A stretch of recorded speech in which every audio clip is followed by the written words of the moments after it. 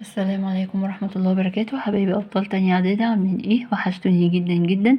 يا رب تكونوا كلكم بخير ان شاء الله. النهاردة هنحل مع بعض امتحان على الوحدة الرابعة، وقبل ما نبتدي نعمل لايك للفيديو، شير والاشتراك في القناة، ونفعل زر الجرس للكل عشان يوصلكم كل جديد بأمر الله.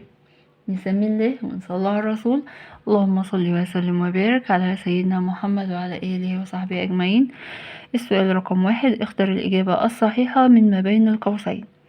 تم فتح المدائن في عهد الخليفة عمر ابن الخطاب على يد القائد سعد ابن أبي وقاص. تم تغيير القيادة العامة للجيوش الإسلامية بالشام في عهد الخليفة عمر ابن الخطاب بعد معركة بعد معركة اليرموك. امتدت حدود الدولة الإسلامية في عهد عثمان ابن عفان إلى شمالا إلى أرمينيا شمالا.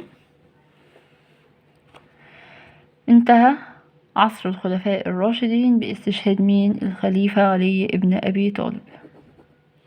دلل: يحترم الإسلام آداب الحرب التي نصت عليها الاتفاقيات والقوانين الدولية الحالية، حيث كان من آداب الحرب في الإسلام عدم الإغارة ليلا حتى لا تروع النساء والأطفال، عدم قتل الأطفال والشيوخ والنساء، عدم التعرض للرهبان المتفرغين للعبادة في الصوامع، عدم هدم البيوت أو المعابد، عدم حرق الزرع أو قطع النخيل.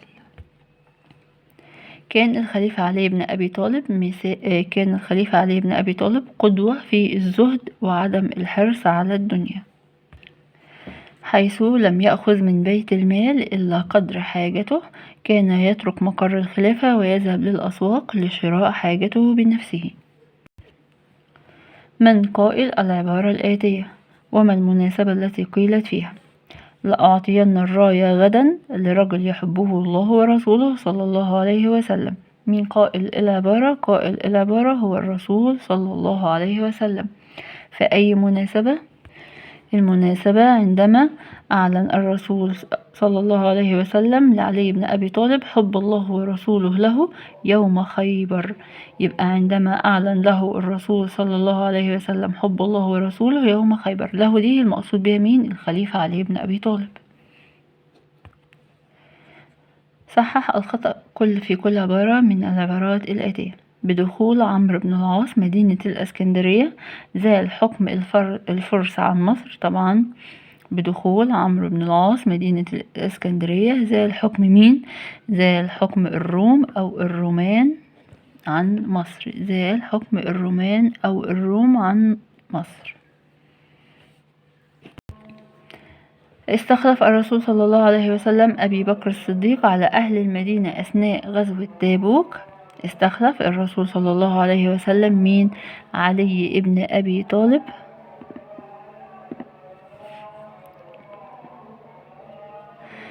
على أهل المدينة أثناء غزوة تبوك. الذين امتنعوا عن أداء الزكاة بعد وفاة الرسول صلى الله عليه وسلم هم مين؟ هم المرتدون. هم مين؟ المرتدون. هم اللي امتنعوا عن دفع الزكاة بعد وفاة الرسول صلى الله عليه وسلم.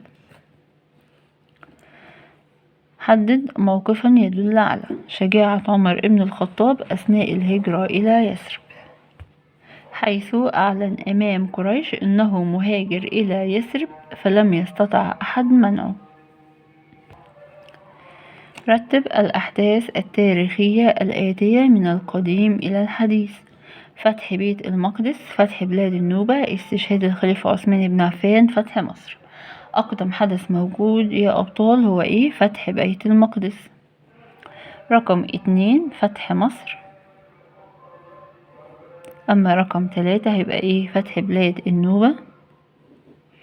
رقم 4 استشهاد الخليفة عثمان بن عفان.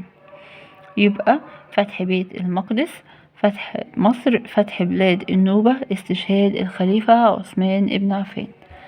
وبكده حبايبي نكون انتهينا من حل أسئلتنا النهاردة. أتمنى يا رب إن الفيديو يكون دخل عليكم بالفهم والنفع والسهولة واليسر، وأتمنى لكم مزيدا من النجاح والتفوق والفلاح. ولو استفدت من الفيديو اضغط لايك وشير والاشتراك في القناة وفعل زر الجرس للكل عشان يوصلكم كل جديد بأمر الله. وألقاكم في فيديو آخر، والسلام عليكم ورحمة الله وبركاته.